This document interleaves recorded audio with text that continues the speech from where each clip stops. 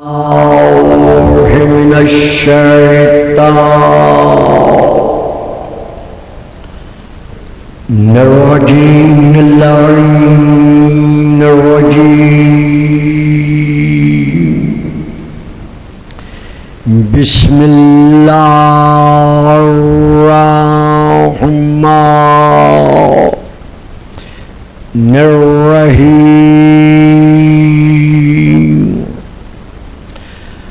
الحمد لله الذي جعل ليلة القدر خيرا من ألف شهر والشكر لله الذي جعلنا من أهل ليلة القدر والصلاة والسلام على معدن فيوزات ليلة القدر محمد المبعوث صلوات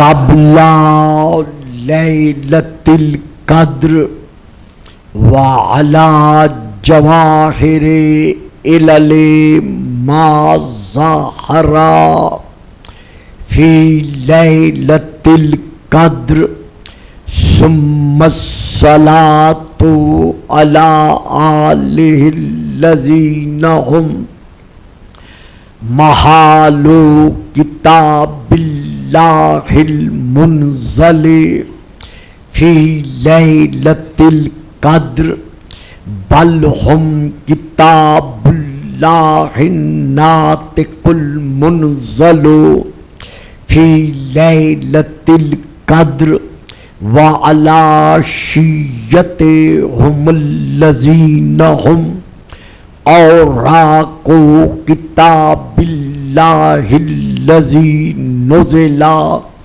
في ليلة القدر لاقتباسهم المعارف من مشكات ليلة القدر أما بعد فقد قال الله تبارك وتعالى الذي خالق ليلة القدر في كتاب القدر إنما يريد الله ليذهب عنكم الرجس أهل البيت ويطهركم تطهيرا.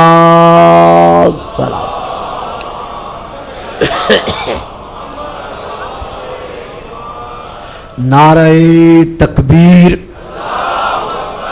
نعرہ تکبیر، نعرہ رسالت، نعرہ رسالت، نعرہ حیدری، نعرہ حیدری، حسینیت، حسینیت، یزیدیت، یزیدیت، باد بلند صلوات اللہم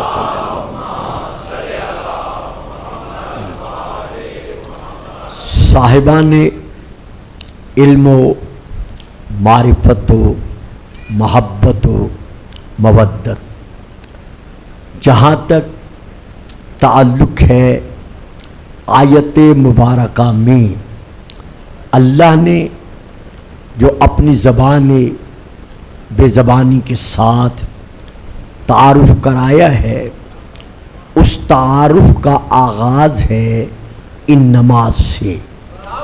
بیٹا اسے نیچے کر. اس کا تعارف کا آغاز ہے لفظ ان نماز سے. انما یرید اللہ. علماء فرماتے ہیں اور تفاسیر میں بھی یہی درج ہے کہ انما کلمات الحصر میں سے ایک کلمۃ الحصر ہے، جس کا معنی یہی بنتا ہے اردو زبان میں مختصر سے لفظوں میں، انما یعنی سوائے اس کے نہیں ہے، سوائے اس کے نہیں ہے، یعنی صرف اور صرف یہی ہے، بس اور بس یہی ہے، فقط اور فقط یہی ہے۔ تو انما کسی غیر کو داخل ہونے نہیں دیتا،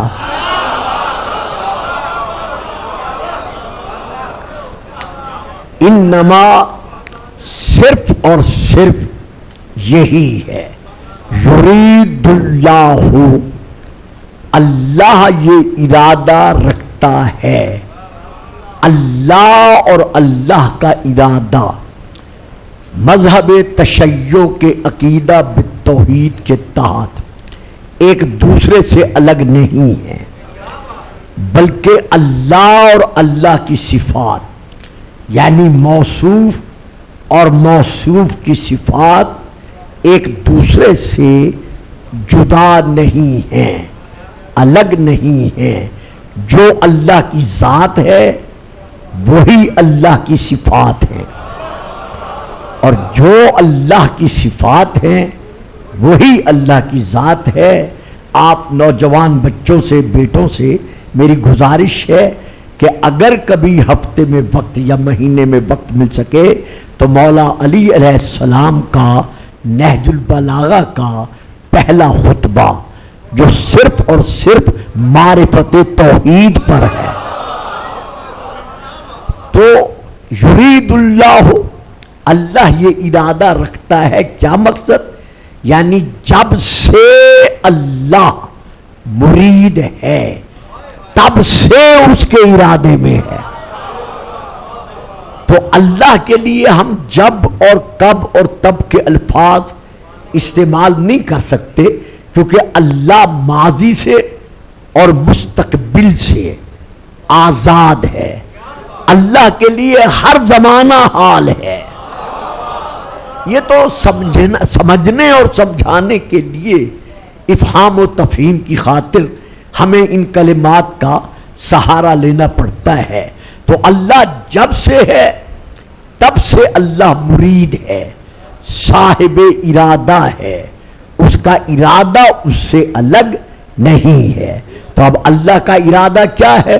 لِيُذْهِبَ عَنْكُمُ الرِّجْسَ اہل البیت، ان بریکٹ لکھا ہوا ہے اہل بیت کے ساتھ رسول کی اہل بیت، یعنی اللہ یہ ارادہ رکھتا ہے اے رسول کی اہل بیت کہ وہ تم سے ہر قسم کے رجس کو دور رکھے۔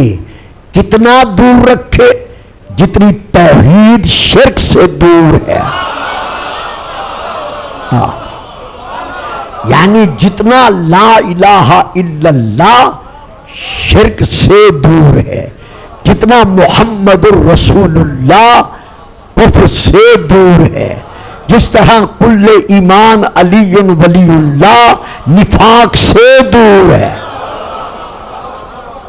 یا جس طرح قرآن جیسا کلام اللہ کذب اور جھوٹ سے دور ہے۔ تو اللہ چاہتا ہے کہ ہر قسم کے رجس کو تم سے دور رکھے، لِيُذْهِبَ عَنْكُمُ الرِّجْسَ وَيُطَهِّرَكُمْ تطہیرا، اور تمہیں پاک بنائے رکھے، ایسا پاک، ایسا پاک، ایسا پاک کہ جتنا بنانے والا پاک ہے۔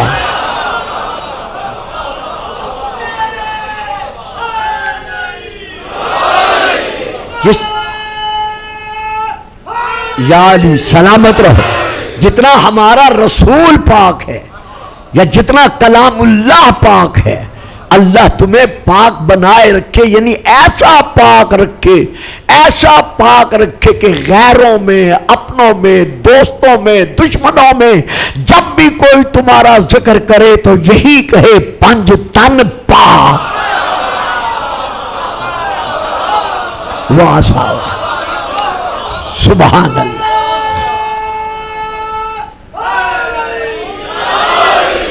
تو اب گزارش یہ ہے، چونکہ آپ سب جانتے ہیں کہ 8 محرم کے بعد میں فضائل نہیں پڑھتا، بلکہ 8 کو بھی بہت کم پڑھتا ہوں، تو اسی لیے میں نے تھوڑا سا اسے سمیٹنے کی کوشش کی ہے کہ جس انداز میں ہو سکے میں تھوڑا سا اسے سمیٹ لوں۔ تو جب اللہ نے اعلان کر دیا ہے کہ اہل بیت کی پہچان یہ ہے، اہل بیت رسول کی علامت یہ ہے کہ وہ ہر قسم کے رچ سے پاک ہیں، اب کیلا یہ ہمارے ہاں کہا جاتا ہے، علماء فرماتے ہیں کیلا کہا جاتا ہے کہ ساری امت رسول اہل بیت میں ہے۔ جو کہتے ہیں، جو نہیں کہتے میں ان کی بات نہیں کرتا، کیونکہ لفظ کیلا ہے کہ کہا گیا ہے۔ کچھ کہنے والے کہتے ہیں کہ ساری رسول کی امت جو ہے وہ اہل بیت میں سے ہے۔ بھائی کسی کو داخل کرو، ہمیں کوئی آپ پر اعتراض نہیں ہے۔ جسے جسے کوئی چاہتا ہے وہ اپنے علم اور اپنی تحقیق کے مطابق بے شک اہل بیت رسول تسلیم کرے، لیکن یہ شرط ہے کہ ہو رشت سے پاک۔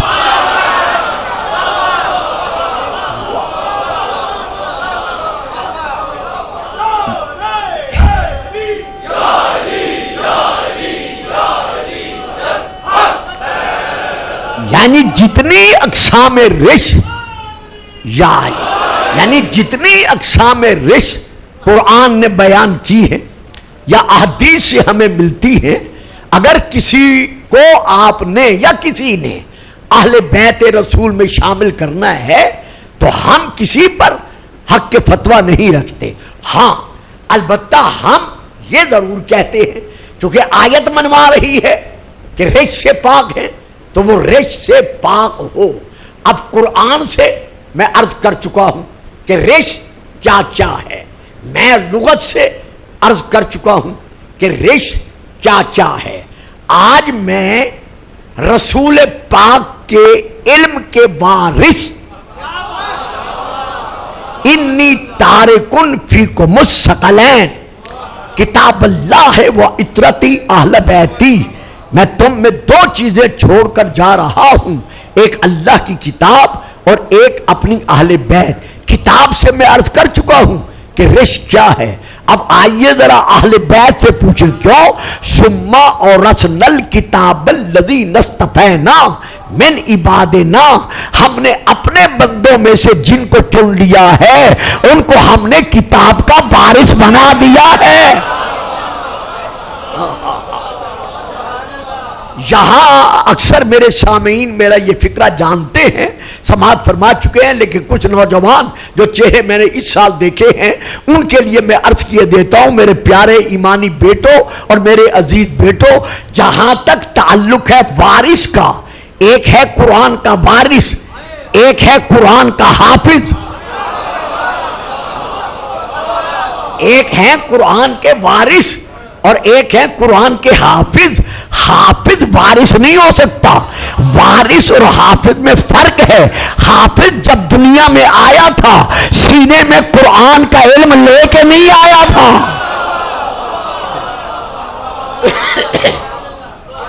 بلکہ اس نے قرآن کو حفظ کیا، لایا نہیں سینے میں، اور جب مر گیا اس کے مرنے کے بعد جب اس سے کہا کہ حافظ صاحب ایک پارہ سنا دو، نصف پارہ سنا دو، ایک آیت سنا دو، ایک آیت کا ایک چلو لفظ ہی سنا دو، نہیں سنا سکتا۔ کیوں؟ نہ سینے میں قرآن لے کے آیا تھا نہ لے کے جا رہا ہے، لیکن جو قرآن کے وارث ہیں وہ نیزے کی نوک پر قرآن سنا کر یہ منوا رہے ہیں کہ حافظ اور ہے وارث ہے۔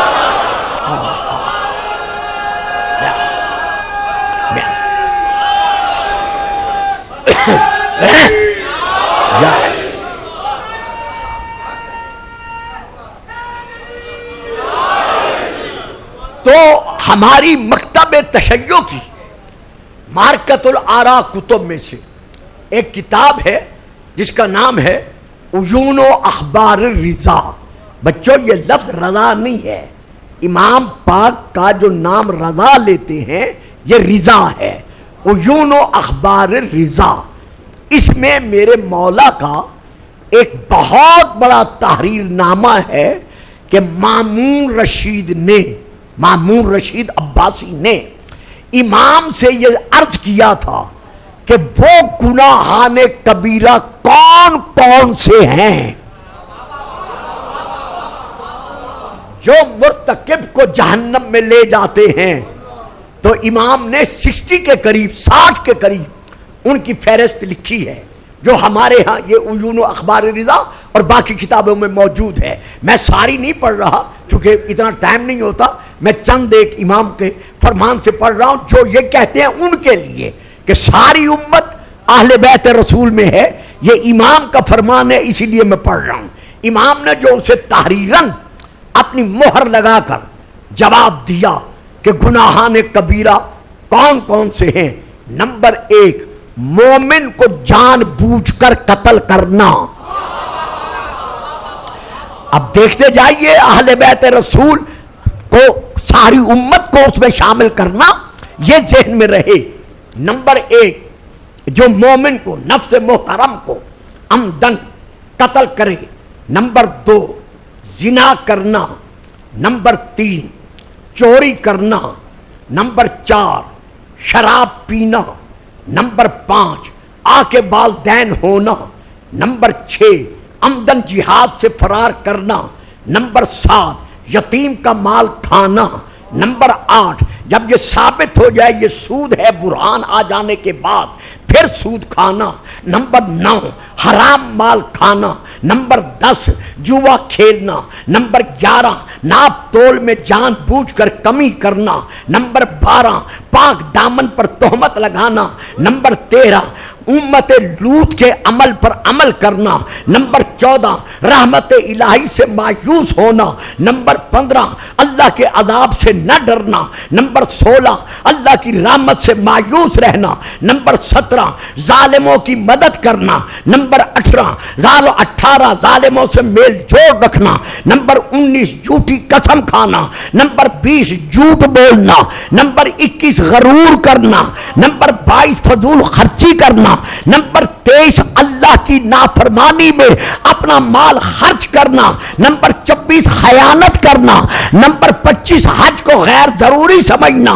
نمبر 26، اولیاء اللہ کی تعظیم نہ کرنا.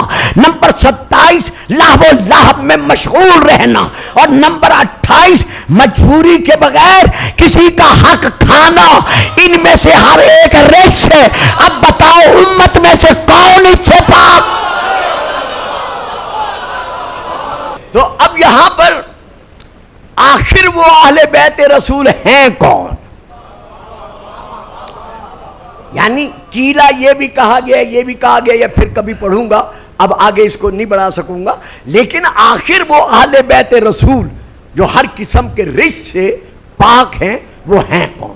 ایک دلیل تفسیر خادم سے، شاید میں 2 دن پہلے یا پتہ نہیں کس تقریر میں اور وہ دے چکا ہوں کہ ام المومنین حضرت بی بی عائشہ رضی اللہ تعالی عنہا نے فرمایا ہے کہ ایک دن رسول پاک سیاہ چادر اوڑھے ہوئے آئے اور علی کو، فاطمہ کو، حسن کو، حسین کو بٹھا کر کہا انما یرید اللہ لیذھب عنکم. یہ حوالہ میں تفصیل سے عرض کر چکا ہوں. اب میں پھر ایک اور حوالہ دے رہا ہوں. تفسیر طبری، اس کا جلد نمبر ہے 22، یعنی پارہ نمبر ہے 22. اس کا صفحہ نمبر ہے جو 5 ہے اور جو دوسرا ایڈیشن ہے اس کا صفحہ نمبر 6 ہے. میرے پاس جو ایڈیشن ہے وہ پہلا بھی ہے اور دوسرا بھی ہے. صفحہ نمبر 5 بھی ہے، صفحہ نمبر 6 بھی ہے. بیروت لبنان کی دار المعرفت کی یہ چھپی ہوئی ہے. یہ ہے ایک حوالہ. دوسرا حوالہ ہے تفسیر در منصور، جلد نمبر 5.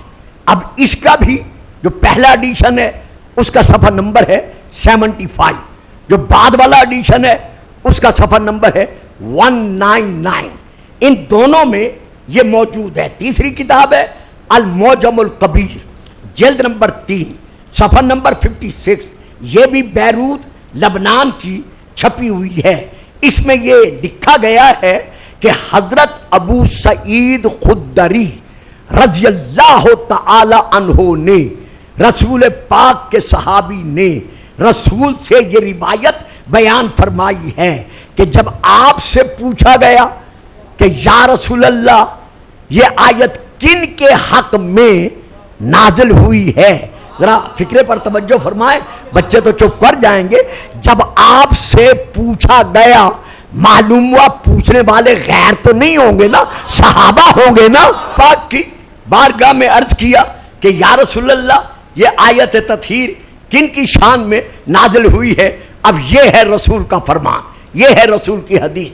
آپ نے ارشاد فرمایا نزلت ہذہ الآیت فی خمسۃ.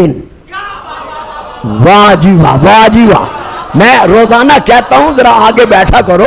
نزلت ہذہ الآیت فی خمسۃ، یہ آیت نازل ہوئی ہے 5، صرف 5، فقط 5 کے حق میں.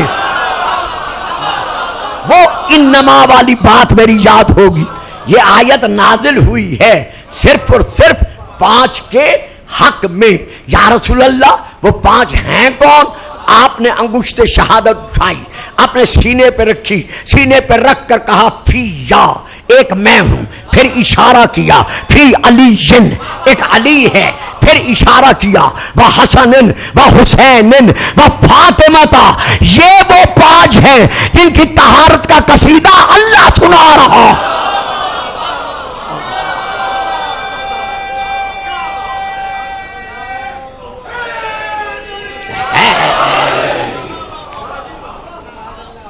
اب یہاں پر میں ایک اور حوالہ دے رہا ہوں. تفسیر در منصور جلد نمبر 5 المعجم الکبیر جلد نمبر 3. رسول پاک نے ارشاد فرمایا فَأَنَا وَأَهْلُ بَيْتِي مُطَّهَّرُونَ مِنَ الذُّنُوبِ. جتنے گناہ ہیں، جتنے گناہ ہیں، میں اور میری اہل بیت کل بھی ان سے پاک تھے اور آج بھی ان سے. علی کے بیٹے حسین کے گھر میں اللہ نے بی بی رباب کی آغوش میں علی اصغر کو جلوہ فگن فرمایا. صرف 6 مہینے کا مہمان بن کے آیا، کیونکہ میدان کربلا میں سن 61 ہجری یوم عاشور کربلا کی قیامت خیز گرمی، صرف علی اصغر 3 دن کا بھوکا اور پیاسا نہیں تھا. جتنے صحابی تھے ہاشمی تھے وہ 3 دن کے بھوکے اور پیاسے تھے، لیکن صاحبان اولاد علی اصغر 3 دن کا بھوکا اور پیاسا نہیں تھا. بلکہ کتب میں یہ درج ہے کہ جب 3 محرم کو یزیدی فوجیں کربلا میں داخل ہوئیں اور میدان فوجوں سے بھر گیا تو بی بی رباب نے حسین کی بارگاہ میں روتے ہوئے عرض کیا کہ ہیں فرزند رسول، ہیں نواز رسول، کیا ان آنے والوں میں کوئی آپ کا ساتھی بھی ہے، کوئی آپ کا مددگار بھی ہے؟ آپ کی آنکھوں سے آنسو برسے. فرمایا رباب یہ سب فرزند بطول کو مارنے کے لیے آ رہے. بی بی اتنی روئیں کہ حضرت علامہ سید مہدی لکھنوی، کتاب کا نام ہے تاریخ علی اصغر، اس میں وہ درج کرتے ہیں کہ بی بی اتنی روئیں کہ آپ کا چشمہ شیر خشک ہو گیا. میں پھر پڑھ رہا ہوں 3 محرم کو سن 61 ہجری جناب رباب اس قدر روئیں کہ روتے روتے آپ کا چشمہ شیر خشک ہو گیا. تو علی اصغر 7 محرم سے پیاسا نہیں بلکہ 3 محرم سے لے کر 10 محرم تک ہر شہید 3 دن کا بھوکا اور پیاسا ہے. لیکن رباب کی گود کا یہ 6 مہینے کا علی اصغر 7 دن کا بھوکا اور پیاسا ہے. اب میں پھر عرض کر رہا ہوں، کتب مقاتل میں بھی ہے اور حضرت علامہ دربندی علیہ الرحمہ نے بھی اسرار الشہادہ میں یہ لکھا ہے کہ یوم عاشور عام دنوں کی طرح 12 گھنٹے کا نہیں تھا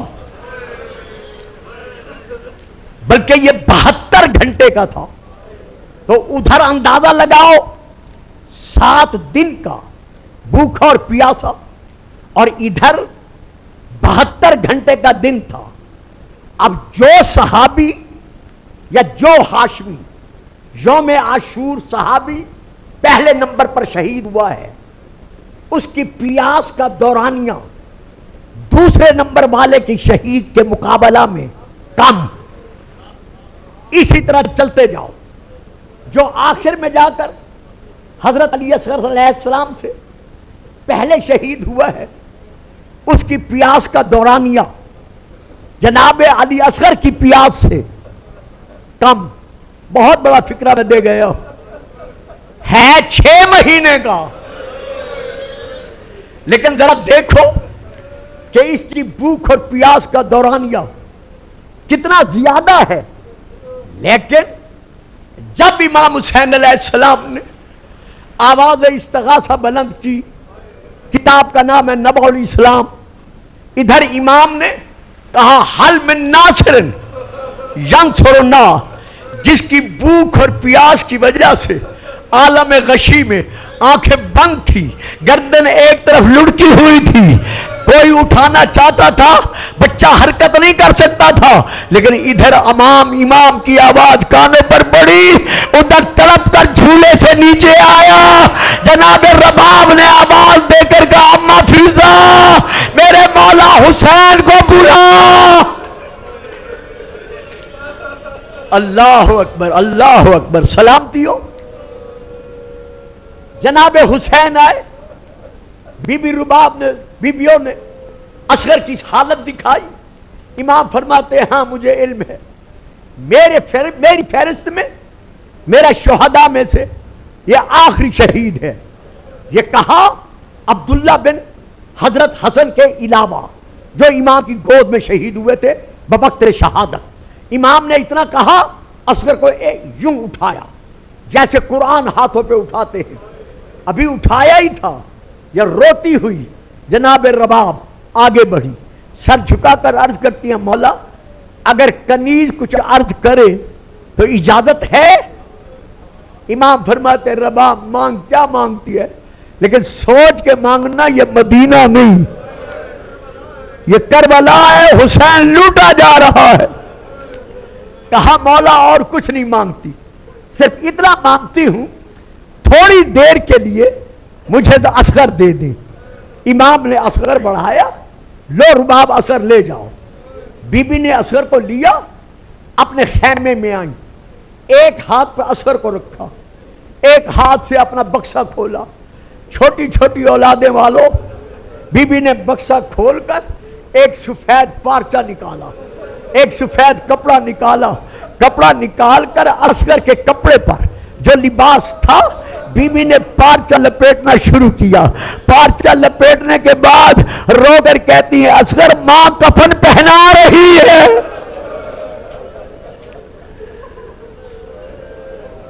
مرحبا مرحبا مرحبا. جب حرملہ کا تیر آئے گردن نہ ہلانا، مجھے دادی زارا سے شرمندہ نہ کرانا. صاحبان اولاد حسین نے اصغر کو لیا، اب آ کے دامن میں لائے، چونکہ دھوپ بہت زیادہ تھی. جب اشقیاء کے سامنے پہنچے امام نے دامن ہٹایا, اصغر کو یوں ظاہر کیا کر کے کہا لوگوں اگر تمہارے نزدیک کوئی مجرم ہے تو وہ میں ہوں. یہ 6 مہینے کا بچہ, اس کا کیا جرم ہے, اس کا کیا قصور ہے؟ صرف اور صرف اسے ایک گھونٹ پانی پلا دو.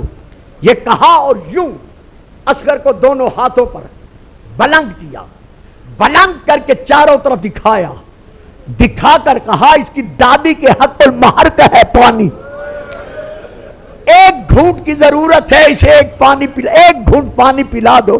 رونے والوں آگے پڑھنے سے پہلے, اس روایت کو مکمل کرنے سے پہلے میں آپ سے پوچھتا ہوں, جو بچہ صرف اور صرف 6 مہینے کا ہو اور اس پر پیاس کا غلبہ ہو, اس کو کتنے پانی کی ضرورت پڑتی ہے؟ یہ ماں سے پوچھو, میری بہنوں سے پوچھو جو گودیوں میں اولادیں رکھتی ہیں, کہ بچہ جب 6 مہینے کا ہو یا کم ہو یا ذرا زیادہ اور اسے پانی کی پیاس کی طلب ہو اور پانی نہ مل رہا ہو تو وہ کیا کرتی ہیں؟ پانی کا ایک گوشہ لے کر پانی کے گلاس میں وہ گوشہ ڈال کر, ایک یوں گوشہ ڈال کر, بچے کا منہ کھلا ہوا ہوتا ہے, 2 قطرے اس کے منہ میں ڈال دیتی ہیں, بچے کے لیے یہی پانی کافی ہو جاتا ہے. لیکن ہائے کربلا,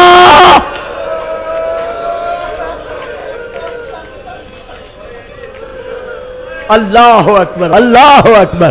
روتے بھی جاؤ جن کے گھروں میں اولاد نرینہ نہیں ہے, بی بی رباب کے اصغر کا واسطہ دے کر دعا بھی مانگتے جاؤ. اور یہی امام نے کہا تھا اما ترونہ, کیا تم اسے دیکھتے نہیں کہ یہ پیاس سے کس طرح تڑپ رہا ہے؟ یتلذا عطشن, یہ اس کا جو تالو ہے اس کے ساتھ پیاس کے سبب اس کی زبان چپٹی ہوئی ہے, یہ اپنی زبان ہلا نہیں سکتا, ہٹا نہیں سکتا. یتلذا کی کیفیت جو علماء نے بیان کی ہے وہ یہ ہے کہ ایسا پیاس کا عالم جب چھوٹے سے بچے پر جب یہ پیاس کا عالم طاری ہوتا ہے تو وہ بچہ پہلے اپنے سامنے برتنوں کو دیکھتا ہے اور پھر زمین پر یا بستر پر اپنے ہاتھ پاؤں مارتا ہے کہ کوئی دیکھ کر مجھے پانی پلا دے گا. پھر بھی کوئی متوجہ نہ ہو, اسے پانی نہ پلائے تو اب جتنی اس میں قوت ہوتی ہے اس قوت کے ساتھ وہ رونا شروع کرتا ہے. جب کوئی اس کے رونے پر بھی متوجہ نہ ہو تو اب بچہ تھک ہار کر اپنا منہ کھول دیتا ہے تاکہ ہوا اس کے کلیجے میں پہنچے, جگر میں پہنچے, تاکہ اس کے جگر کو ٹھنڈک محسوس ہو. تو یہ ہے وہ یتلذا کی حالت کہ بچہ منہ کھول دیتا ہے, آنکھیں بند ہو جاتی ہیں, گردن ایک طرف لڑک جاتی ہے. میں روزانہ آتا ہوں, 5 منٹ پہلے پہنچتا ہوں. میری بیٹیاں, میری مائیں, میری بہنیں جن کے ساتھ چھوٹے چھوٹے بچے ہوتے ہیں, میں انہیں دیکھتا ہوں باہر, کسی کے ہاتھ میں فیڈر ہوتی ہے, کسی کے ہاتھ میں پانی کی بوتل ہوتی ہے, کسی کے ہاتھ میں پانی کا کوئی اور برتن ہوتا ہے, حالانکہ یہاں پانی مل رہا ہے.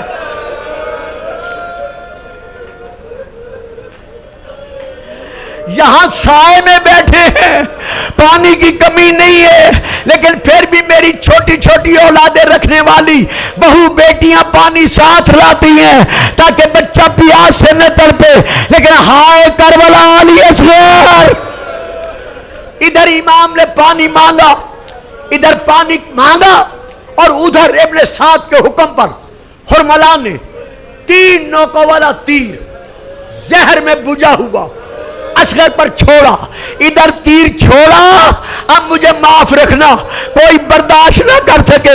ادھر خیمے کے دروازے سے اصغر کی ماں نے پکار کر کہا خبردار اصغر. بیٹھے رہیں بیٹھے رہیں بیٹھے رہیں, پڑھنے دو مجھے بسائے, بیٹھے رہیں. ہائے ہائے, ادھر اصغر کی ماں نے, بی بی رباب نے دروازے پر کھڑے ہو کر آواز دے کر کہا خبردار اصغر, تیر بابا کو نہ لگنے دینا. شہزادی بطول سے شرمندہ نہ کرانا۔ اصغر نے ہمت کر اپنی گردن کو بڑھایا، تیر فراٹے لیتا ہوا اصغر کے کانوں پر اور اوپر کے حصے پر آ کر لگا۔ ہائے میں کیسے پڑھوں؟ آپ کے اور میرے 12ویں امام غم حسین کے وارث زیارت ناحیہ میں رو رو کر فرما رہے ہیں، یذہب الطفل من الاذن الى الاذن، اتنا زور سے تیر لگا کہ اصغر ایک کان سے دوسرے کان تک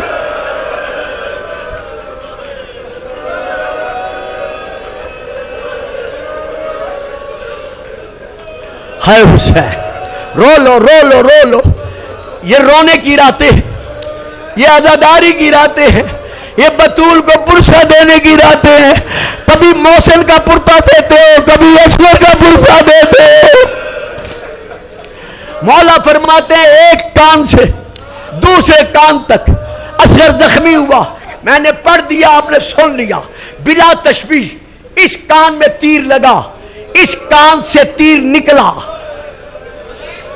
نہیں پڑھوں گا نہیں پڑھوں گا، آنکھیں بند کرو، اپنے آپ کو کربلا پہنچاؤ، حسین کے ہاتھوں پر اصغر کو دیکھو کہ تیر یہاں لگا، یہاں سے لگ کر اس کان سے نکل گیا پورا چہرہ۔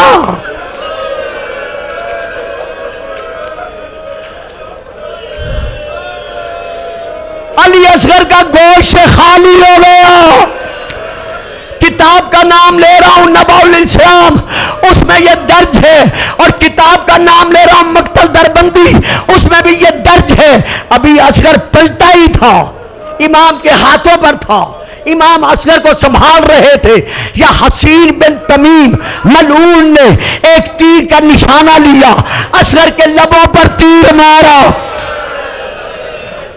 اب رباب کی دھاڑیں نکل گئی، آواز دے کر گیا بی بی اب مجھ سے دیکھا نہیں جاتا۔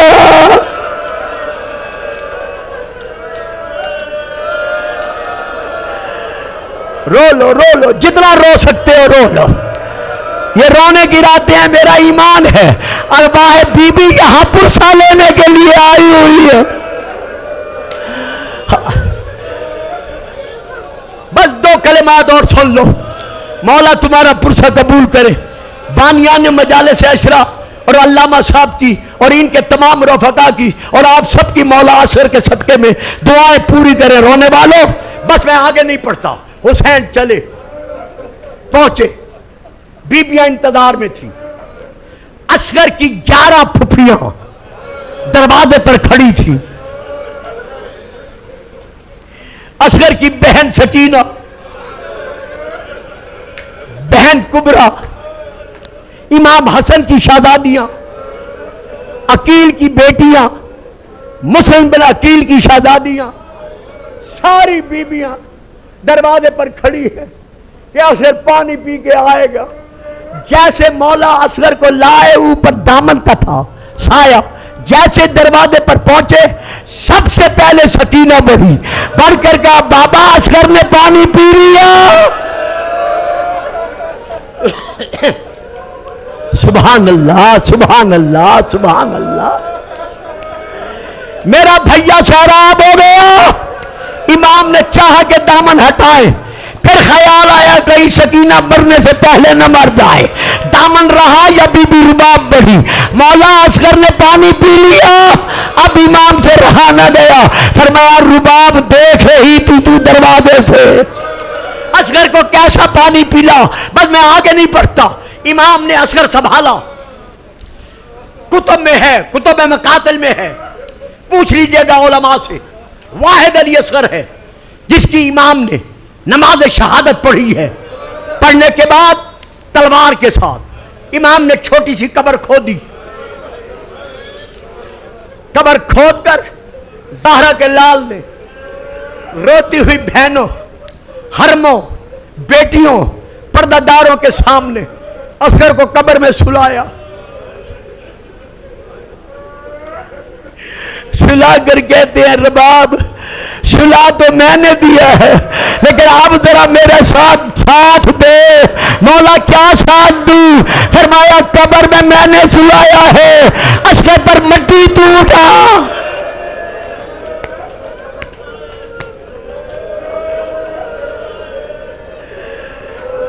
ہائے اولاد والو، جب امام نے کہا مٹی تو ڈال، بی بی نے روتے ہوئے لرزتے ہاتھوں کے ساتھ گرم خاک اٹھا کر اصغر کے پاؤں پہ ڈالی، پنڈلیوں پہ ڈالی، رانوں پہ ڈالی، شکم پر ڈالی، خون میں بھرے ہوئے سینے پہ ڈالی۔ ہائے اولاد والو، جب چہرے پہ ڈالنے کا وقت آیا، رباب تڑپ گئی، رو کے کہتی ہے زہرا ڈالا۔